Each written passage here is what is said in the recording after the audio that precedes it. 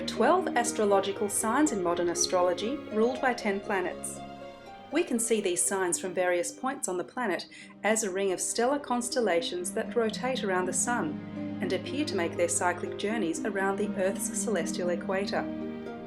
There are 8 planets in the solar system which increase in distance from the Sun: Mercury, Venus, Earth, Mars, Jupiter, Saturn, Uranus, Neptune, plus the 9th, Pluto, which is actually a dwarf planet, and of course we count the Sun as well.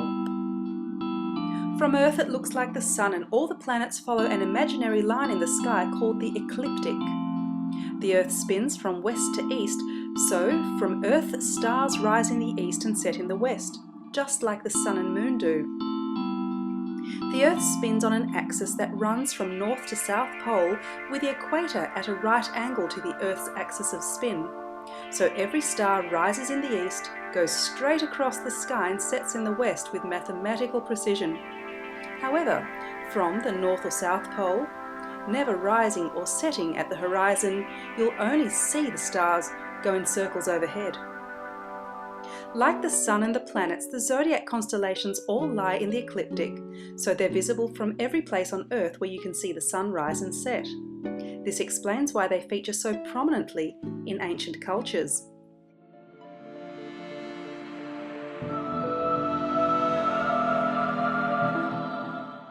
Mythological stories and archetypes have been attributed to these planetary energies for thousands of years, as wise men and women observed patterns that occurred here on Earth, especially when signs were on the ascendant.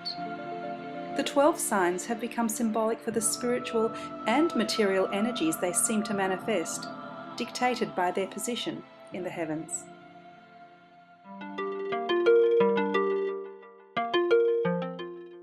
Now we'll look at the 12 houses that form the basis of the natal chart.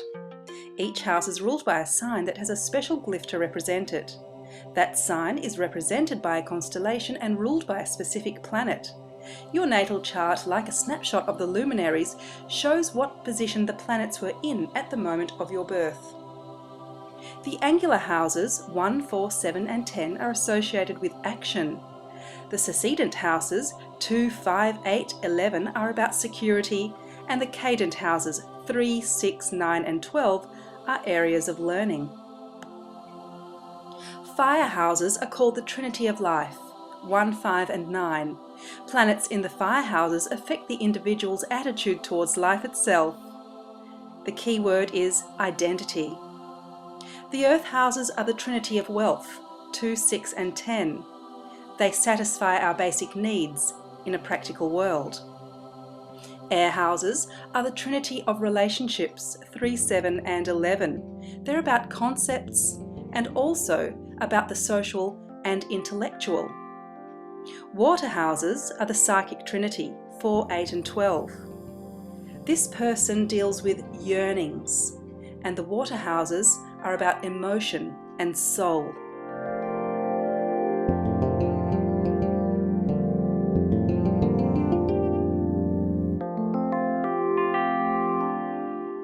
Let's now look at the properties of each of the houses.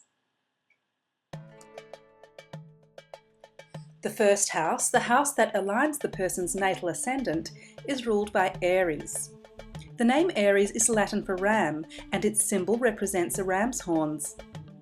Initially, the stars of Aries represented an agrarian worker, but the shift to the ram occurred in later Babylonian tradition because of its growing association with Dumuzid the shepherd, where Inanna gives Dumuzid over to the demons as her substitute, a theme linked through symbology with the sacrificial lamb of the Bible and Quran. In ancient Egyptian astronomy, Aries, which is ruled by Mars, was associated with the god Amun-Ra, who was depicted as a man with a ram's head and was a potent symbol of the warrior. The temple of Karnak is flanked by statues of the ram.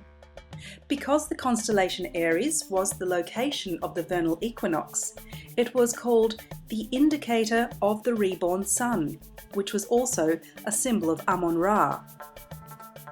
During the times of the year when Aries was prominent, priests would process statues of Amun-Ra to temples, as a practice that was modified by Persian astronomers a century later. Even Hellenistic Zeus adopted the ram's horns at times. Aries represents the initiator, the warrior, the bold, the first, the brave, and the mighty ruler. Aries later came to represent specifically the ram whose fleece became the golden fleece of ancient Greek mythology.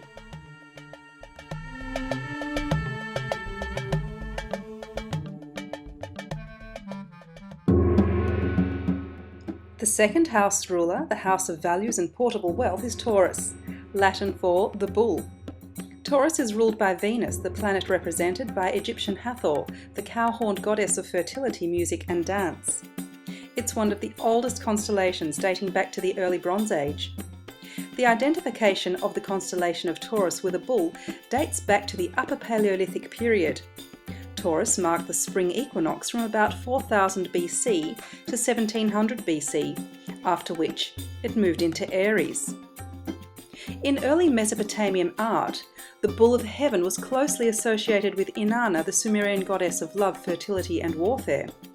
Ishtar also sends Taurus, the bull of heaven, to kill Gilgamesh for spurning her advances. The same iconic representation of the heavenly bull was depicted in the Dendera zodiac in Egypt. To the Egyptians, the constellation Taurus was a sacred bull associated with the renewal of life in spring. The feminine aspect was Hathor, the ruler of Venus.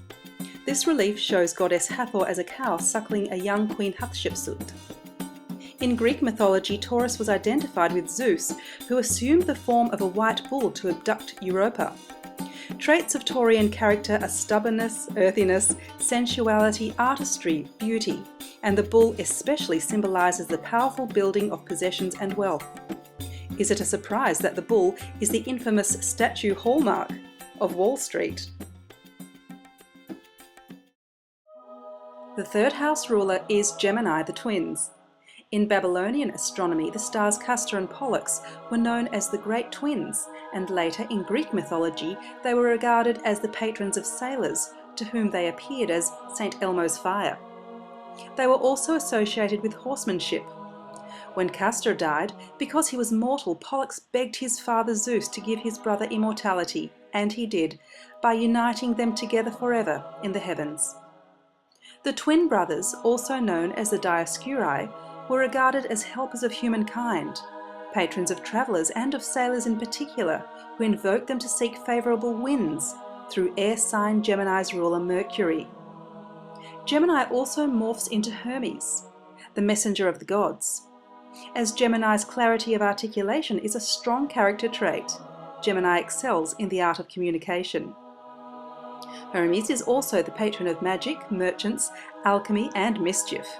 In Gemini, Mercury is the god of two minds, open to change, and is fluid or mobile. In ancient Egypt, Hermes is Thoth, the scribe, and Gemini deals with aspects of communication such as writing, education, and speaking. In Islamic art, Gemini, or Al-Gawaz, is featured in a 15th century Arabic manuscript known as Kitab al-Bulhan, showing the studious twins as always curious, always restless, always wanting more information or knowledge. Gemini is the great connector.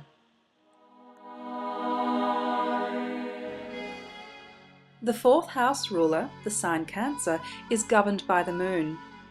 In Mesopotamia, Cancer became known as the northern gate of sun. The summer solstice marks the entry of the sun into Cancer in the tropical zodiac on the 21st of June.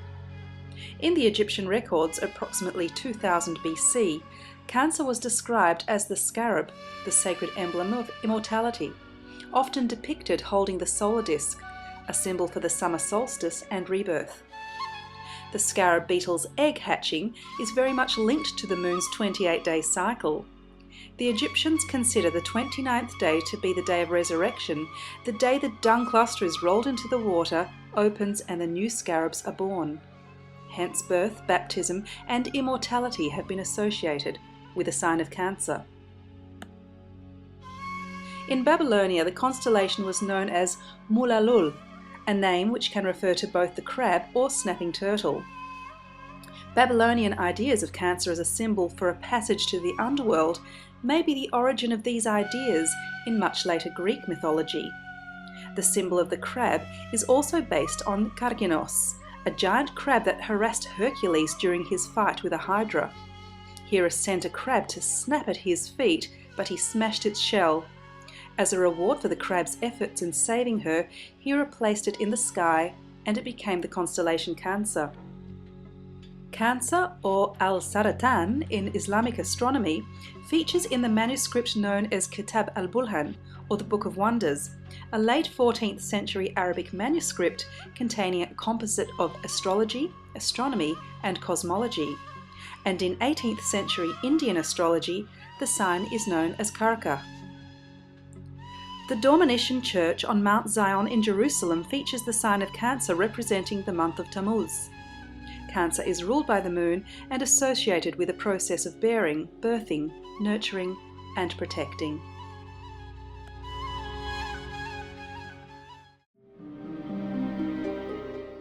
Leo rules the 5th house of the zodiac, originating from the constellation Leo governed by the Sun. Leo is very easy to recognize due to its bright stars and distinctive shape reminiscent of a crouching lion. In the Burney relief, we see Mesopotamian Inanna or Ishtar with talons perched upon 2 lions. Some mythologists believe that in Sumeria Leo represented the monster Humbaba, a monstrous giant raised by Utu the sun, who was killed by Gilgamesh. In Babylonian astronomy, the constellation was called Urgula, the great lion, the bright star Regulus at the heart of the lion. In Greek and Roman mythology, the symbol of the lion is based on the Nemean lion, a lion with an impenetrable hide, a vicious monster eventually killed by Hercules. In Egypt, we see the lion in the guise of Sekhmet.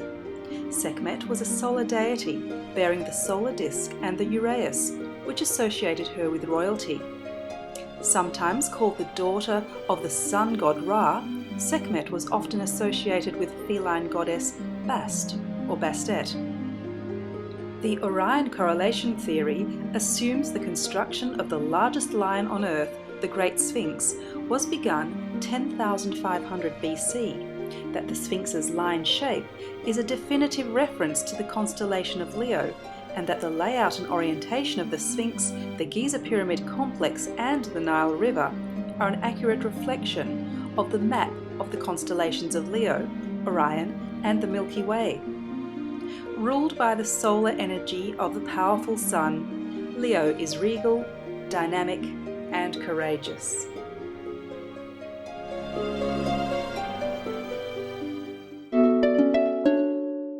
Virgo rules the 6th house in the zodiac, the planet Mercury, governing health and harvest. Most myths generally view Virgo as a virgin maiden with heavy association with wheat, and it is the only representation of the female form in the zodiac. According to Babylonian Mulapin, the Book of Astronomy, which dates from 1000 BC to 686 BC, this constellation was known as the Pharaoh, representing the goddess Shala's ear of grain. In Egyptian myths, Isis is the virgin immortalized in the constellation of Virgo, where the World Mother is placed with a serpent under her feet and a crown of stars on her head. In her arms she carries a sheaf of grain, sometimes the young sun god, Horus. Goddess Isis rules fertility, health, medicine, and knowledge. In Greek and Roman mythology, they relate to the constellation Demeter, mother of Persephone, or Proseria in Roman, the goddess of the harvest.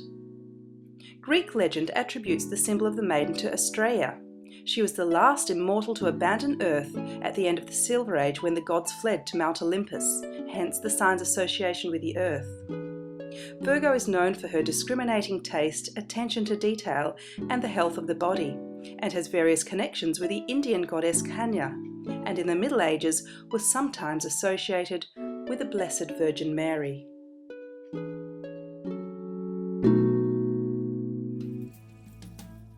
Venus-ruled Libra rules the 7th house of balance and relationships. Libra was known in Babylonian astronomy as the claws of the scorpion. The scales were held sacred to the sun god Shamash, who was also the patron of truth and justice. In Arabic, zubana means the scorpion's claws, and this resemblance of words may be why the scorpion's claws became later the scales, Libra, or al-mizan is depicted in the 14th century Arabic astrological text, the Book of Wonders. It was also seen as the scorpion's claws in ancient Greece. Since these times, Libra has been associated with law, fairness, and civility. The symbol of the scales is based on the scales of justice, which in Greek mythology are held by Themis, the Greek personification of divine law and custom. The Egyptians referred to Libra as Chonsu, the divine child, which symbolized birth and renewal. The Egyptians believed that at the time of death the scales were used to determine if the soul would reincarnate. The goddess Maat placed the soul on one scale and a feather on the other. If the scale tilted even slightly, the soul would reincarnate.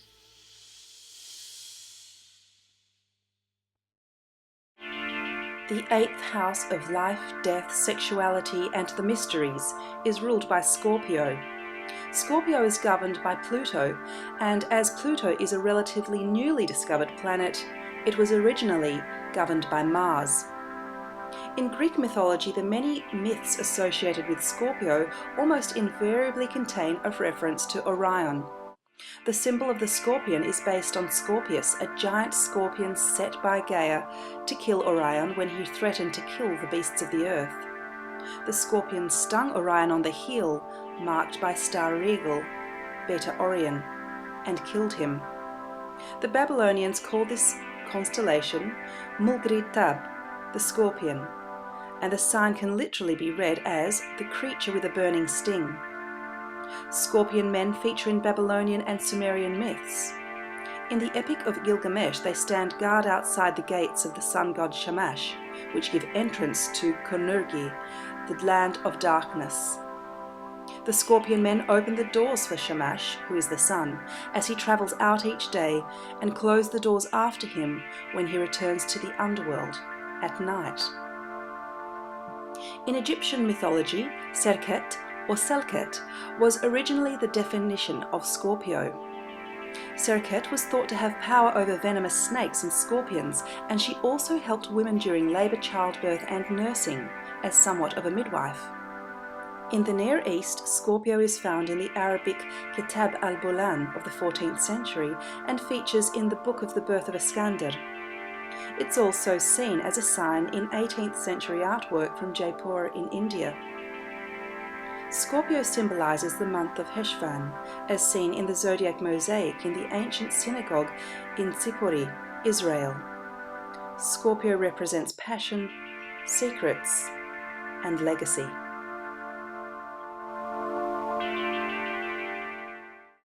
Sagittarius, ruler of the 9th house, is commonly represented as a centaur pulling back a bow, and its glyph is the stylized arrow.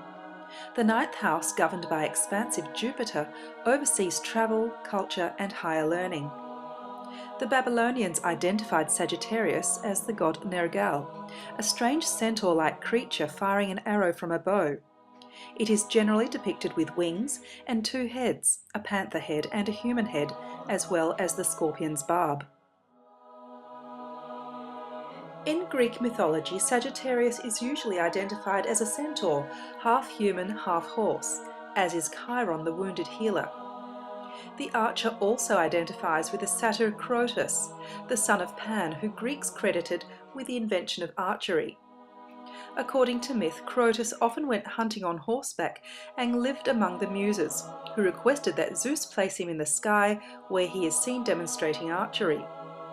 The arrow of his constellation points towards the star Antares, the heart of the scorpion, and Sagittarius stands poised to attack should Scorpius ever attack the nearby Hercules, or to avenge Scorpius' slaying of Orion. Sagittarius as the centaur is shown in detail in the Book of Birth of Iskander, and is also depicted in the 14th century Arabic astrology text, the Book of Wonders. Sagittarius wanders far, discovers new frontiers, and aims high.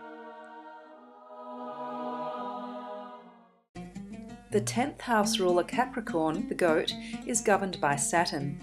Capricorn is Latin for horned goat. and it's commonly represented in the form of a sea goat, a mythical creature that is half goat and half fish. Its symbol is based on the Sumerian primordial god of wisdom and waters, Enki, with the head and upper body of a mountain goat and the lower body and tail of a fish. Later known as Ea in Akkadian and Babylonian mythology, Enki was the god of intelligence, creation, crafts, magic, water, and seawater. In Greek mythology, the constellation is sometimes identified as Amalfi. The goat that suckled the infant Zeus after his mother Rhea saved him from being devoured by his father Kronos. The goat's broken horn was then transformed into the cornucopia, or horn of plenty. Saturn, its ruler, gives Capricorn its strength, tenacity, and despite obstacles, it oversees structure and eventually gains mastery.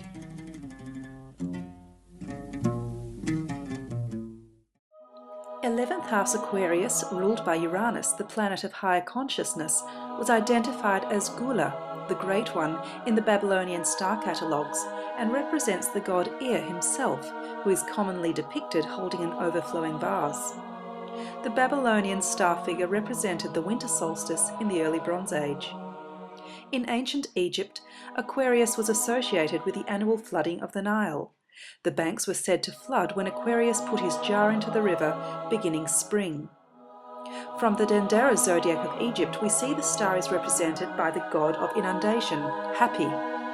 Hapi was both god of Upper and Lower Egypt, wearing the papyrus of the north, Lower Egypt, and for the south, Upper Egypt, a lotus as a headdress. They were depicted together pouring water from a carried vase, or tying the two plants together, symbolizing the union of Upper and Lower Egypt. In the Greek tradition, the constellation became represented as simply a single vase from which a stream poured down to Pisces. Aquarius is also sometimes identified with the bringer of water from the well of knowledge to serve mankind, and is known as Adalu in Arabic astrology. The name in the Hindu zodiac is likewise Kumbha, water pitcher, showing that the zodiac reached India by Greek intermediaries. The final house, that of spirituality and surrender, is the 12th, ruled by Neptune, and the symbol is Pisces, the fish. In Greek mythology, the symbol of the fish is derived from the Ichthyosaurs, who aided Aphrodite when she was born from the sea. Pisces is associated with Aphrodite and Eros, who escaped from the monster Typhon by leaping into the sea and transformed themselves into fish. In order not to lose each other, they tied themselves together with rope. The glyph of Pisces originates in ancient Egypt. It includes two parts of a cycle attached by a line, symbolizing the meeting point of two worlds. In an Egyptian carving at Dendera, the two fish are pictured swimming in the same direction, their tails joined by a thread.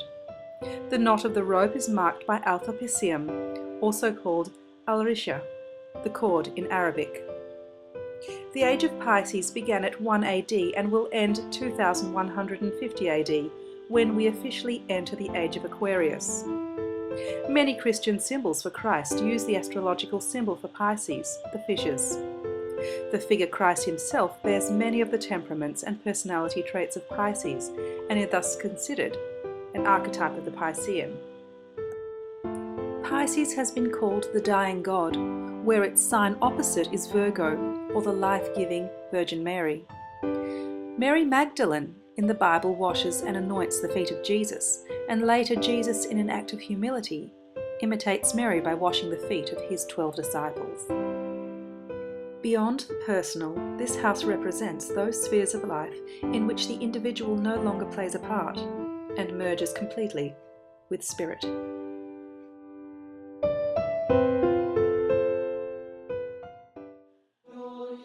By understanding and conceptualizing the 12 houses of the zodiac, we can look into our own human psychology, and we can also look at the development of life here on Earth as we know it, through our own mythology, our art, and our dreams.